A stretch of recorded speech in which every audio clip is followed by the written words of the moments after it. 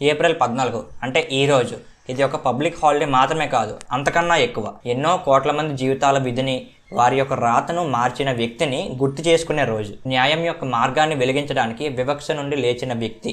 అతని పేరే doctor BR Ambedkar. ఇతను ఏప్రిల్ 14, 1891లో ఇండోర్ డిస్ట్రిక్ట్ మధ్యప్రదేశ్లో మౌ అనే టౌన్లో జన్మించారు. ఇతని పూర్తి పేరు డాక్టర్ భీమ్రావ్ రామ్జీ అంబేద్కర్. బాబాసాహెబ్ అంబేద్కర్ అని కూడా ఇతన్ని పిలుస్తూ ఉంటారు. ఒక దళిత కుటుంబంలో పుట్టి కేవలం నిరుపేద మాత్రమే కాకుండా ఈ సమాజం అతనికి ప్రాథమిక మానవ గౌరవాన్ని కూడా ఇవ్వలేదు. ఇతను చదివే స్కూల్లో పిల్లలతో కూడా కూర్చొనిచ్చేవాళ్ళు కాదు.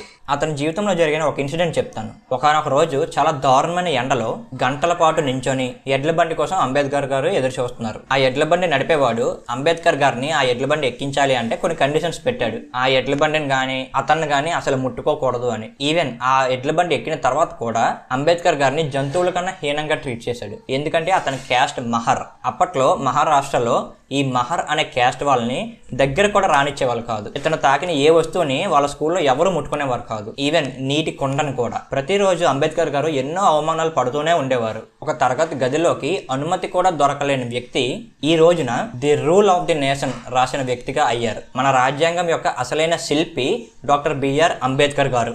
ఎంతో మంది వాయిస్ కి ఇతనే స్వరం. ఆ యోధుడు చెప్పిన మాట ఏంటంటే, మేం భారతీయులం, మొదట భారతీయులం, చివరి కూడా భారతీయులం. అతని కళ కేవలం పుస్తకాల్లో మాత్రమే సమానత్వం కాదు, మన వీధుల్లో, మన ఇంట్లో, మన హృదయాల్లో కూడా సమానత్వం పొందాలి. పెయిన్ ని పవర్ గా మార్చిన వ్యక్తి. జై భీమ్. నేడు మన దేశం మొత్తం అంబేద్కర్ జయంతిని జరుపుకుంటుంది.